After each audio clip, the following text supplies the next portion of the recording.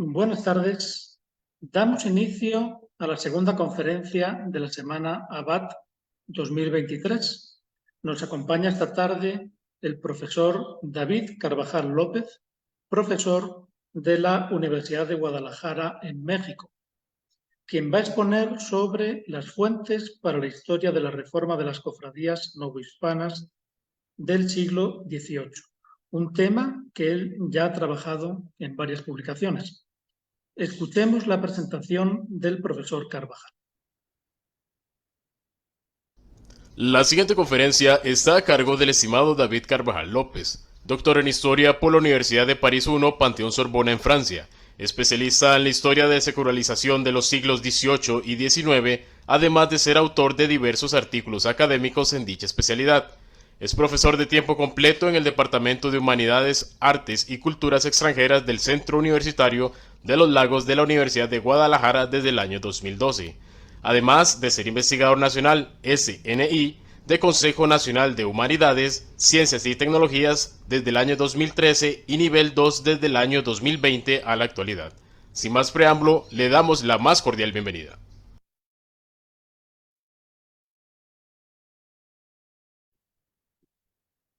Buen día a todas, todos, todes. Ante todo quiero agradecer la amable invitación de Pablo Durán Vaquerizo para participar en este ciclo de conferencias.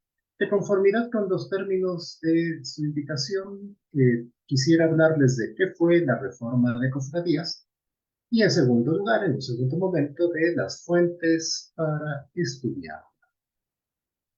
Espero que se esté compartiendo bien esta presentación, este PowerPoint.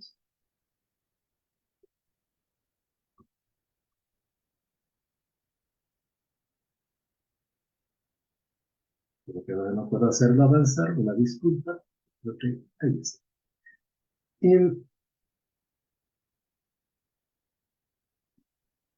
Bueno, creo que conviene señalar ante todo que la reforma de cofradías del siglo XVIII en realidad no es un tema exclusivamente novohispano, sevillano o hispánico, sino que concierne en realidad a todo el mundo católico. Un amplio abanico de autores de varios puntos de Europa trató de ellas a lo largo de ese siglo, reconstruyendo su historia, cuestionando de manera más o menos radical su organización y sus símbolos.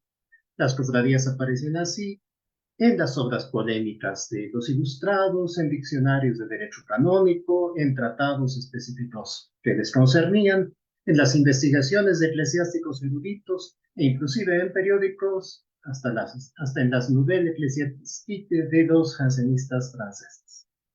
Los proyectos de reforma compartían con frecuencia la genealogía y la definición de las cofradías construidas en las obras de los ilustrados, de los eruditos y de los tratadistas.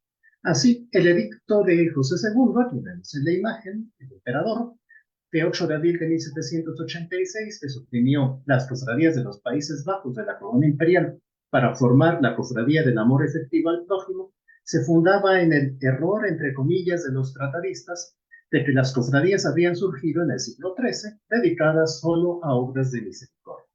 Esto es, la reforma se justificaba ahí y en otras monarquías como una forma de restaurar un orden, un sentido original de su formación. Y esto era así por la idea legítima de cambio en el antiguo régimen. El orden, en su sentido más fundamental, seguía pensándose en buena medida de conformidad con la tradición cristiana medieval. Quienes encabezaban el cuerpo político tenían la responsabilidad de buscar su correspondencia con un plan divino previamente establecido. De ello da cuenta la doble acepción actual de los términos reforma y reformar. Solo a partir de las primeras décadas del siglo XX aparecen en los diccionarios de la Real Academia Española con el significado de mejorar algo. Antes y hoy conservan el de volver a formar, corregir, es decir, de volver a un orden. Sin embargo, no es que la autoridad de las monarquías de antaño no interviniera en la sociedad. De hecho, esa es la paradoja de las reformas del siglo XVIII, que muestran bien las reformas borbónicas del mundo hispánico. Entonces no se podía hablar de manera abierta y generalizada de proyectos de cambio, pero sí que los habría habido, y su contenido, según cierta historiografía, ya habría sido en alguna medida moderno. En efecto, una tradición relativamente ya larga de la historiografía mexicanista y en general de la historiografía sobre América Latina ha considerado como reformas particularmente radicales a estas se habrían fundado en principios nuevos, compartidos con otras monarquías europeas, la francesa sobre todo, e incluso hasta se les ha caracterizado como una revolución en el gobierno, por retomar el término de David. No por nada ya la obra de François Javier Guerra, Modernidad e Independencias, hablaba de una modernidad absolutista, es decir, de la coexistencia del proyecto de crear una nueva sociedad, aún en el marco de una monarquía tradicional. Cabe subrayarlo por ese carácter autoritario que ha subrayado esa historiografía de finales del siglo pasado, se habría generado un marcado rechazo a ellas y se tiende a denunciar por lo mismo su incompatibilidad con la sociedad sobre la que se aplicaba. Esto lo ilustran bien autores anglosajones como David Davin y Lynch, para quienes las reformas habrían terminado generando las propias guerras de independencia. En ese sentido, se advierte ya que entender qué era lo que los reformadores de la época querían hacer con las cofradías, hispanas y sevillanas, que son temas que hablaré, pues es un elemento para comprender de manera más precisa esos que habrían sido los primeros grandes proyectos para transformar radicalmente la sociedad del fin del siglo XIX. Pero al igual que otras y otros autores de los últimos años, me parece que cabe matizar ampliamente lo de radical en un doble sentido. Aun si efectivamente entre las élites europeas de la época llegaron a formularse proyectos de cambio radicales, las monarquías de entonces no contaban con los instrumentos del Estado moderno. Esto lo vemos bien en la reforma de cofradías hispánicas.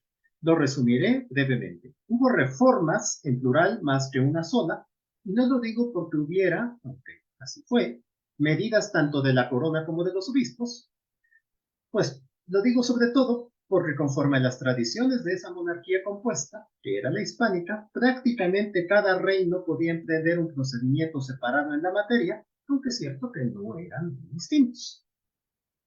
Los más célebres fueron las llamadas reformas generales, esto es, que cubrían a todo un reino o incluso a varios reinos. Como muchas otras de las reformas borbónicas, se abría un expediente general en uno de los altos tribunales del rey, sea en una real audiencia, en un consejo, y en ello se iba acumulando información con vistas a dictar una resolución general final. Pero lejos de ser medidas tomadas de manera inmediata o que hicieran tabula rasa, esos expedientes fueron lentos, engorrosos, complicados. En los expedientes generales, la información tardó casi siempre varios lustros en reunirse, y es significativo que el de la Real Audiencia de México se cerró sin haberse siquiera completado, dado la falta de respuesta por parte de un segmento significativo del episcopado, y dada también la dependencia de los magistrados reales respecto del propio clero. Y aun si llegaban a una resolución final, fue el caso, por ejemplo, del expediente del Consejo de Castilla, que se cierra en 1783, pues esto en realidad terminaba generando todavía más expedientes a su vez. En Nueva España, la corona tendió a requerir del clero para formar tanto los expedientes generales como los llamados expedientes particulares que concernían a una sola cofradía, y a uno y otro lado del Atlántico, a pesar de estos voluminosos legajos, abundan ejemplos de dificultades, de omisiones, de largos plazos en la ejecución de los mandatos. Pero más todavía, los reformadores, en primer lugar, nunca pensaron en realizar una supresión generalizada de las cofradías. En el mundo hispánico, hasta donde sabemos, ni siquiera llegaron a planear una reducción radical a una sola por parroquia, como sí se pensó en los dominios de los Habsburgo, por ejemplo. Se pensó en disminuir su número, eso sí, siempre suprimiendo solo aquellas que se estimaban inútiles. Se pensó en fusionarlas, pero más que una campaña de eliminación, el objetivo fundamental estuvo más bien en establecer que correspondían a la jurisdicción exclusiva del rey y ya no a la de los obispos. Y para ello, pues era necesario definir las demandas. Es decir, alguien podría pensar que cuando se trata de cofradías hablamos exclusivamente de una cuestión de algo eclesiástico. Pues bien, las reformas borbónicas fueron ante todo tratar de que eso cambiara. En efecto, conviene tenerlo presente. El antiguo régimen era un sistema político en el que había dos potestades soberanas, la divina y la humana. Reformar las cofradías era para la potestad del rey una manera de ganarle terreno a la potestad eclesiástica. Frente al clero, frente a la sociedad también, los fiscales de la corona comenzaron a argumentar, y es algo que hizo en concreto don Ambrosio de Sagar-Surrieta, fiscal de la Real Audiencia de Guadalajara, que las cofradías eran juntas de ley, o bien, en otros casos, se refirieron a ellas como cuerpos profanos, esto es, debían ser un grupo de personas que, aunque reunidas con motivos religiosos, eran seglares, no pertenecían al fuero clerical, y, más aún, esa reunión debía de hacerse con toda la formalidad propia de un cuerpo debidamente establecido. No es de extrañar, por tanto, que cuando los obispos hicieron también sus esfuerzos de reforma, las denominaron, pues justo en el sentido opuesto, bienes, fondos bajo la jurisdicción eclesiástica, desde luego, porque estaban consagrados al culto, o incluso un fondo piadoso, por retomar los términos de quien vemos en la imagen, Fray Antonio Alcalde, obispo de Guadalajara a finales del siglo XVIII. En uno y en otro caso, no es que los fiscales y los obispos inventaran las definiciones, pero además estaban tratando de modificar, unificar, mejor dicho, una realidad que era extremadamente heterogénea. Voy a volver sobre ello más adelante, pero me interesa señalar que heterogénea también fue la actitud de los propios fiscales, de los magistrados de la corona e incluso de los obispos y demás clérigos. No todos trataron de modificar la realidad para imponer esas definiciones de la misma forma. Si nos quedamos del lado de la corona, de un fiscal a otro, de una sala de una audiencia o de un consejo a otra, incluso ante una cierta cofradía u otra, la voluntad de implantar esa definición se iba modificando. Solo unos cuantos, por ejemplo, quien fue fiscal de la Real Audiencia de México y luego del Consejo de Indias, y que vemos en la imagen, don Ramón de Posada y Soto, solo unos cuantos reformadores procuraron llevar esto hasta sus últimas consecuencias. En esos casos, esos reformadores casi siempre trataron de imponer, ya decía yo, la formalidad de cuerpos, es decir, debían de organizarse, y lo digo, debían, el pretérito, para subrayar que en realidad muchas no estaban organizadas así, celebrando cabildos, o sea, las asambleas de todos sus miembros, debían elegir una mesa, una directiva, diríamos hoy, con un cierto número de cargos que algunos fiscales incluso se detuvieron a detallar sus funciones. Debían de llevar registros por escrito de sus reglas, las constituciones, como se les decía, de sus reuniones, de sus elecciones, de las cuentas, los gastos, el inventario de sus bienes. La cofradía del siglo XVIII debía de ser un asunto de papeles, pues. Y esta burocratización, por así decir, debía permitir además una vigilancia estrecha de cómo se comportaban sus integrantes. Mas, por otra parte, también debían corresponder con sus fines religiosos, pero de una manera nueva.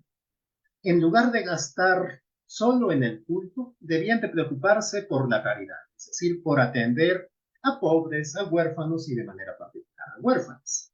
Esto es, debían dejar de pagar esas abundantes velas y fastuosos adornos de sus imágenes religiosas en sus altares y en sus procesiones, moderar esas fiestas tan llenas de derroche que se habían promovido desde finales del siglo XVI, abandonar sus trajes, sus hábitos, sus túnicas particulares, y esto valía sobre todo hasta para los trajes de nazareno de las cofradías sevillanas, y en particular debían de dejar de gastar en misas, porque todo ello los fiscales lo consideraban como algo que beneficiaba exclusivamente al clero.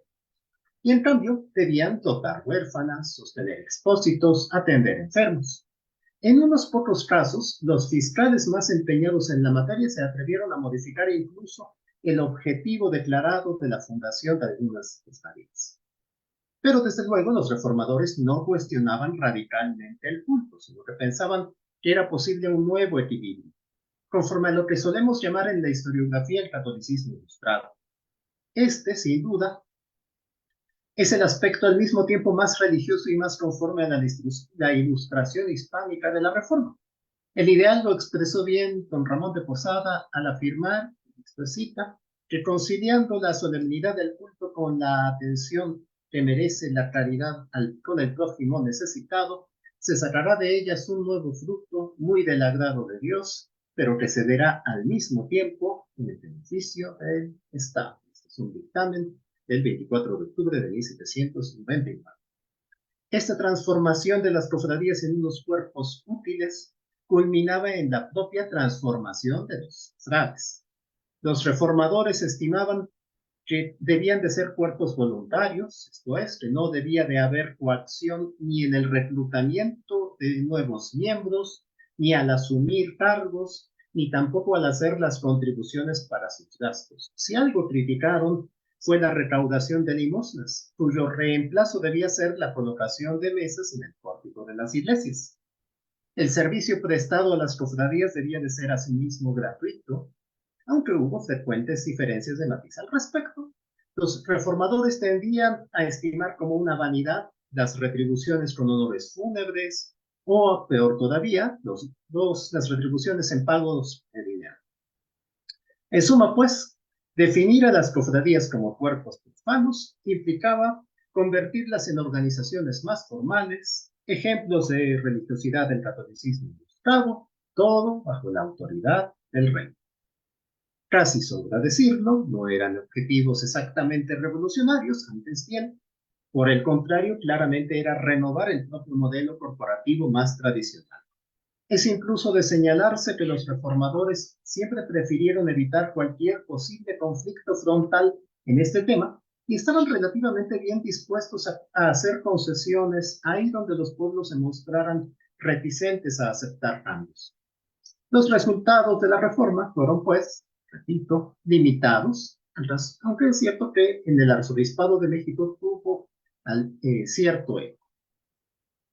Cuando digo que lo más evidente era establecer que las cofradías eran de la jurisdicción del rey y que debían formalizarse como cuerpos, es evidente que se trataba de reducir la diversidad de formas legítimas que tenía la sociedad para organizarse. Ese me parece que es uno de los aspectos que cabe resaltar de la reforma de cofradías. A riesgo de la teleología, creo que podemos decir asimismo que era una vía que abría camino hacia nuestra sociedad un tanto más burocratizada, con un énfasis en la gestión por escrito de prácticamente todo género de asuntos. La cuestión de la caridad puede parecernos más amable, pero no hay que olvidar que los ilustrados de la época ya comenzaban a clasificar a los pobres de manera positiva o negativa según su voluntad para el trabajo. En ese sentido, pues, repito, me parece necesario subrayarlo, era una forma de unificar las cofradías conforme a un modelo específico. No por nada decía también el fiscal Posada en un dictamen ya de 1802, sus recomendaciones se basaban en lo que, cito, ha visto practicar el fiscal en las de que es individuo. Si contenido moderno había, era más bien de una modernidad como proyecto elitista y no como proyecto emancipador, pues de esto último, lo más que había era cierta voluntad de reducir, pero no eliminar, la autoridad clerical. Esto por lo que toca a la primera cuestión, que fue las reformas de cofradías novohispana y sevillana del siglo XVIII. Ahora bien, ¿en dónde podemos encontrar fuentes al respecto? Una ventaja de esa manera de emprender la reforma es que generaba voluminosos legajos que terminaron siendo archivados en los depositorios nacionales. El expediente general de la Real Audiencia de México se encuentra en el Archivo General de la Nación de México, repartido en los volúmenes 312 a 314 del Grupo Documental Historia y en el volumen 18 del Grupo Documental Cofradías y Archicofradías. El expediente general del Consejo de Castilla, de manera semejante, se encuentra en los legajos 7090 a 7106 del grupo documental, del Fondo, Consejos Suprimidos. Sobre el contenido de este último, no puedo sino recomendar la consulta del registro documental que hiciera la doctora Milagrosa Romero Samper hace ya unas décadas, que salió publicado en la revista Hispania Sacra, y además, debo destacarlo, este expediente ya está digitalizado en el sitio Pares del Ministerio de Cultura español. En cambio, hasta donde sé, en el caso del expediente mexicano, no ha sido descrito a detalle en una publicación, pero sí está descrito, digamos, en el propio sistema de consulta del AGN mexicano, y además su contenido es bien conocido por la historiografía de las últimas décadas, pues hay varios estudios regionales que lo han aprovechado con cierta frecuencia. Es el caso de los libros cuyas portadas presento en esta diapositiva, el de Bernard Rector sobre Michoacán de 1996, el de Cecilia Landa sobre Querétaro de 2010, y habría que citar, por ejemplo, la tesis de Rafael Castañeda sobre San Miguel el Grande desde 2011, y un cierto etcétera. Esto es, paradójicamente, la información que tanto se esforzaron por reunir tanto alcaldes mayores como intendentes, tal vez no haya servido para una resolución más precisa en el siglo XVIII, pero en cambio nos ha aportado mucho a la investigación histórica. Desde luego, algunos expedientes generales han tenido otras peripecias. En 1918, el incendio de la antigua sede de la Real Audiencia de Sevilla, que se encontraba donde está hoy este edificio que vemos en la imagen, obligó a trasladar parte de lo que se salvó de su archivo al Palacio Arzobispal de esa misma ciudad. Y aunque años más tarde la institución recuperó sus documentos y desde la década de 1990 se integraron al Archivo Histórico Provincial, pues los que tenían que ver con hermandades y cofradías se integraron al Archivo General del Arzobispado de Sevilla. La documentación que yo he consultado en las publicaciones que se han mencionado al inicio, procede sobre todo de la serie Justicia, clase 6, Hermandades y Cofradías. De hecho, en el legajo 9813 de esa serie hay un pequeño expediente de unas 30 hojas, no todas numeradas, el que corresponde a lo que se llamó el Arreglo General de Hermandades de Sevilla. Literalmente ese es su título. Los expedientes particulares, pues evidentemente son más numerosos. También se encuentran en los archivos nacionales, pero no suele ser fácil identificarlos. En el caso de los reinos de Castilla, en el Archivo Histórico Nacional existe, es la gran ventaja sin duda, la matrícula de expedientes vistos por la Sala de Gobierno del Consejo de Castilla. Ahí se mezclan todo tipo de asuntos, pero pues recorriendo los libros desde 2683.1 al 2698.5, pude encontrar 61 expedientes particulares de hermandades de Sevilla. Ahora bien, cuando una cofradía se presentaba al Consejo de Castilla, normalmente se autorizaba que subsistiera, pero a condición de formar nuevas constituciones que serían revisadas por una autoridad local sevillana, el ayuntamiento, la Real Audiencia e incluso el arzobispado. Por ello también es posible encontrar expedientes particulares, complementos de esos expedientes, en los legajos del Archivo General del Arzobispado de Sevilla, concretamente en esos que aparecen aquí listados. Esta última fuente, además, la exploró en su momento con cierto detalle don Joaquín Rodríguez Mateos en su libro Las Cofradías y las Luces de 1992. Por lo que toca a los expedientes particulares de Nueva España, como la ley establecía que debían solicitar la licencia del rey ante el Consejo de Indias, pues los encontramos en el Archivo General de Indias, concretamente pues en la sección Audiencia de México. Pero para encontrarlos es necesario recurrir a los índices de expedientes que por la caligrafía pues, se puede suponer que son de la propia época, son del propio siglo XVIII. En concreto me refiero a 3 legajos de inventarios que aparecen en esta tabla. Inventarios de expedientes dimanados de cartas del virrey, es el legajo 1253. Inventarios generales de expedientes, el legajo 1687. E inventarios de cartas y expedientes de personas eclesiásticas, que es el legajo 2605. En la columna segunda están identificados los legajos que están descritos en esos inventarios. Al igual que en el caso de los reinos de Castilla, es posible encontrar también elementos de estos expedientes en los archivos del gobierno del reino correspondiente. Es decir, en este caso, en el Archivo General de la Nación, normalmente un poco dispersos en los grupos documentales reales cédulas originales y cofradías y archicofradías. Les muestro brevemente un ejemplo.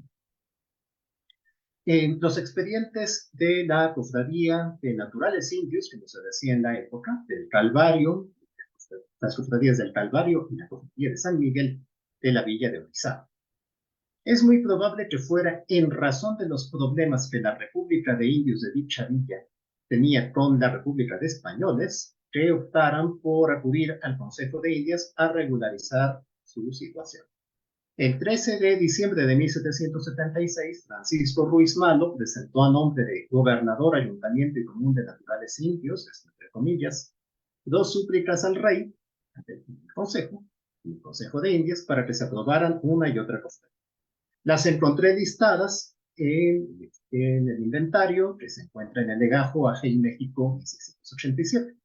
Siguiendo el orden de ese inventario, ubiqué los expedientes en el legajo 2663, y como puede verse en esta captura de pantalla, aparece descrito en pares únicamente como expedientes diarios 1778-1781.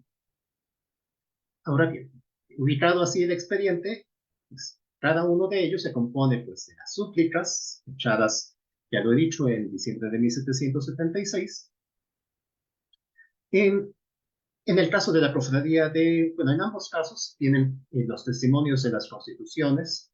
En el de la cofradía de San Miguel, además, hay un cierto número de documentos respecto de sus bienes, la comprobación de que es una cofradía que había participado en la construcción de la iglesia parroquial. Todo ello pasó por decreto al fiscal de la sección de Nueva España, que entonces debía ser don Antonio Cordier, y este a su vez los vio y dictaminó en fechas separadas, el 4 de enero de 1777 para la de San Miguel y el 24 de enero siguiente para la del Calvario. El Consejo, en cambio, vio los dictámenes el mismo día, el 4 de febrero. En esos dictámenes, curiosamente, el fiscal lo que pedía era que se les diera licencia para redactar nuevas constituciones, que las pasaran ante el juez eclesiástico correspondiente para su aprobación y que ya luego volvieran al Consejo. La sala tercera de ese tribunal, en cambio, les dio directamente la aprobación simple y llana, aunque con 3 prevenciones, que pues son las ideas básicas de la reforma.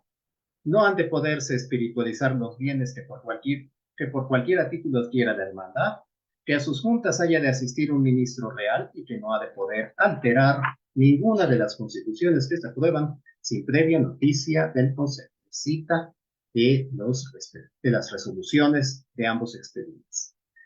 Solo sé que en el expediente en uno de ellos, el de la Cofradía del Calvario, se incluyó la minuta de la Real Cédula, que había salido fechada el 13 de marzo de 1777. Todo esto está en el Archivo General de Indias.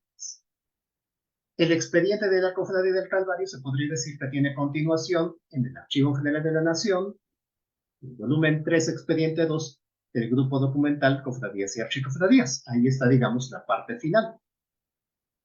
El procurador Francisco Río Frío se presenta ante la Real Audiencia de México a principios de octubre de 1777, de nuevo a nombre de la República Común y Naturales de la Villa de Orizaba, presentando justo esa Real Cédula del 13 de marzo de 1777, pidiendo que ese tribunal le dé el cumplimiento, mande la ejecución de su contenido.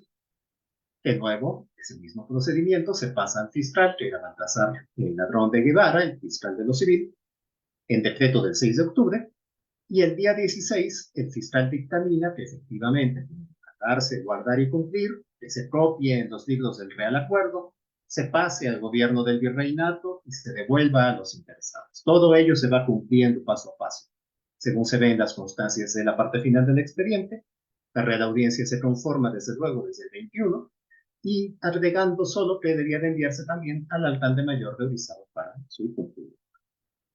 En la historiografía reciente, los expedientes particulares han sido menos consultados justo por porque es un poco más difícil ubicarlos, pero cabe destacar el aprovechamiento que de ellos han hecho Clara García y sobre todo Carolina Aguilar García en el libro Cruce de Jurisdicciones, Derecho Indiano y Canónico en las Reformas de Cofradías y Hermandades No Hispanas, recién publicado en 2020. Ahora bien, me interesa señalar la importancia además de las fuentes eclesiásticas. He dicho que también los obispos hicieron esfuerzos de reforma de las cofradías no hispanas. Me gustaría presentar aquí algunas de ellas. Las más importantes son, sin duda, los libros de visitas pastorales. Aunque se les encuentra sobre todo en los archivos diocesanos, ocasionalmente es posible consultarlos en otros depositorios. El mejor ejemplo que conozco al respecto es el de la primera visita pastoral del obispo de Guadalajara, Juan Cruz Ruiz de Cabañas y Crespo, realizada entre 1797 y 1802, cuyos autos forman el enorme legajo 543 de la sección Audiencia de Guadalajara del Archivo General de Indias. Desde luego, la historiografía sabe desde mucho tiempo atrás que en esos libros se encuentran los registros de lo que iba encontrando el obispo y su comitiva a su paso por las parroquias de sus extensas diócesis, con las medidas que se tomaban para remediar los problemas que iban encontrando. Sin embargo, es más bien raro que se hayan tratado de identificar a través de esos testimonios las políticas concretas de los prelados en ciertas materias. Mas es perfectamente posible.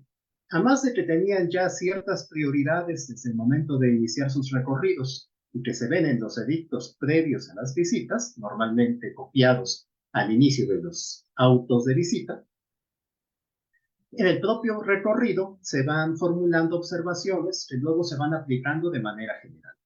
Me voy a tomar la libertad de compartir aquí una página de un librito que espero salga publicado próximamente. Es una modesta recopilación documental titulada 31 documentos para pensar la reforma de cofradías del siglo XVIII en Nueva España y Sevilla, que está siendo editado por el Laboratorio Editorial del Centro Universitario de los Lagos de esta Universidad de Guadalajara.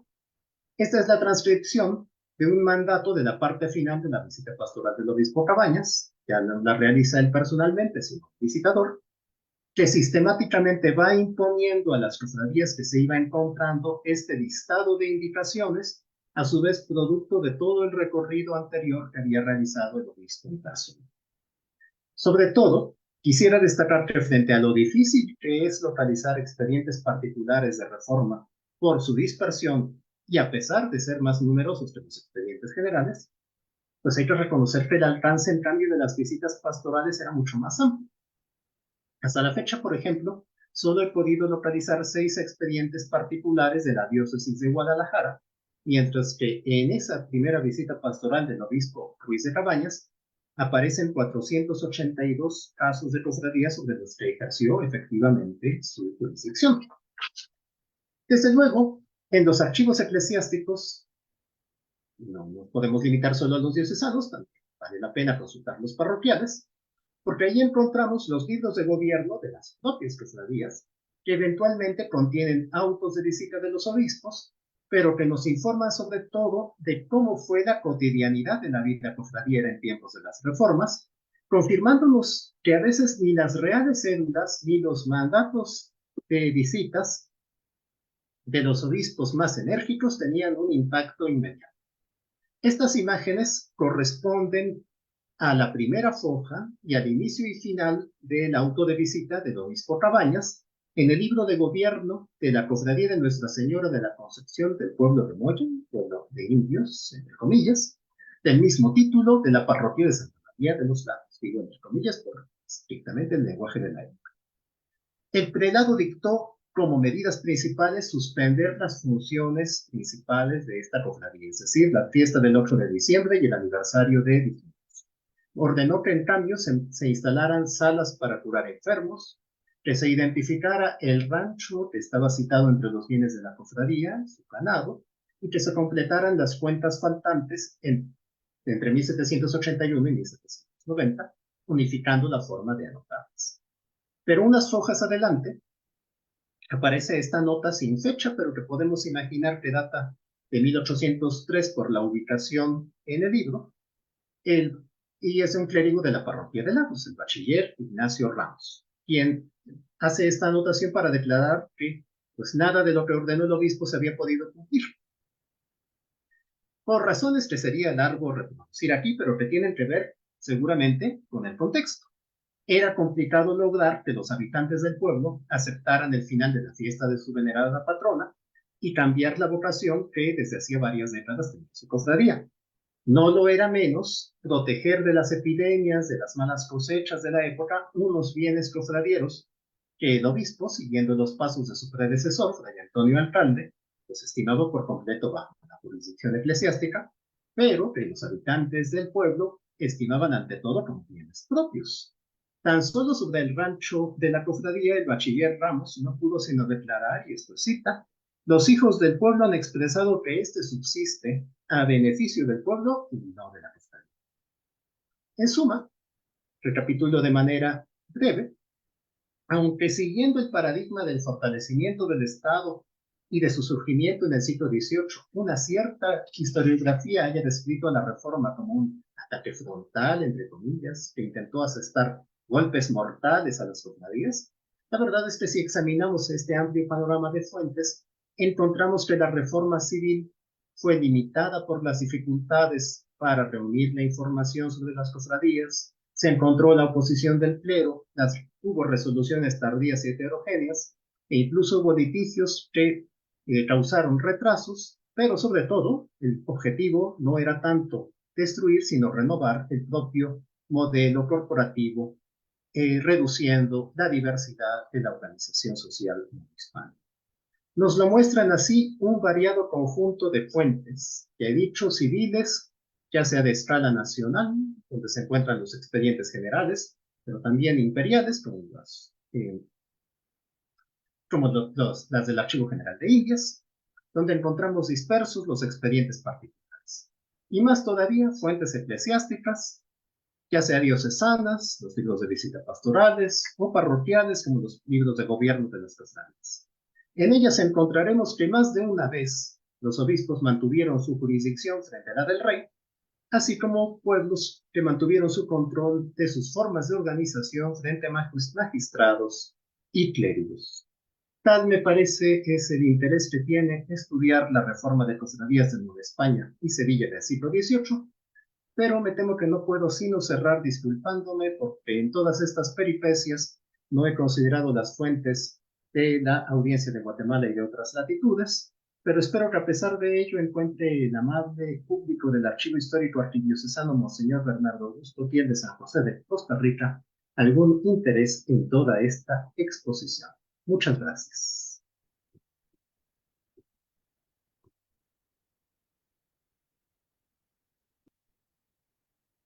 Muchas gracias, muchísimas gracias, profesor Carvajal, por su interesantísima exposición sobre la reforma y las fuentes que nos ha mostrado usted, efectivamente, de Sevilla, de España, de México, que son quizás los lugares más estudiados, pero yo creo que eso nos va a dar a las personas que trabajamos con estos temas en otras regiones muchas pistas y luces para trabajar el mismo tema. Así que gracias nuevamente. Vamos a ver si tenemos alguna consulta o comentario por parte del público. De momento, Pablo, no tenemos preguntas. Muy bien. Bueno, yo simplemente por aclarar algo que no entendí muy bien, mencionó usted la presencia del expediente general de cofradías del Consejo de Castilla en el portal de archivos españoles. No entendí bien si está solo la referencia del documento o está el conjunto de imágenes del expediente. Está el conjunto de imágenes del expediente. Okay. Excelente, interesantísimo. Ojalá otras muchas fuentes pues también se pudieran consultar de esa forma, efectivamente. Ajá. Pablo, tenemos un comentario de Karen Mejía. Nos dice: felicidades por la conferencia, es una guía muy completa. Débora Singer, muchas gracias por compartir su trabajo.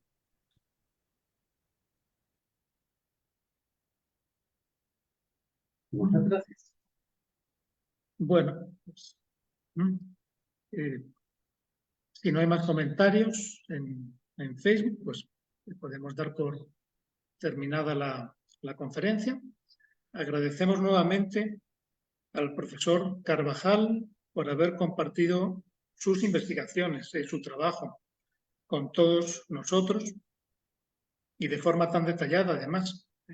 Y les invitamos a la conferencia de mañana a la 1 de la tarde a cargo de Kelly Montoya Estrada, directora del Archivo Arzobispal de Lima, quien expondrá sobre las fuentes para el estudio de las cofradías en el Archivo Arzobispal de Lima. Que pasen una buena tarde. Hasta mañana.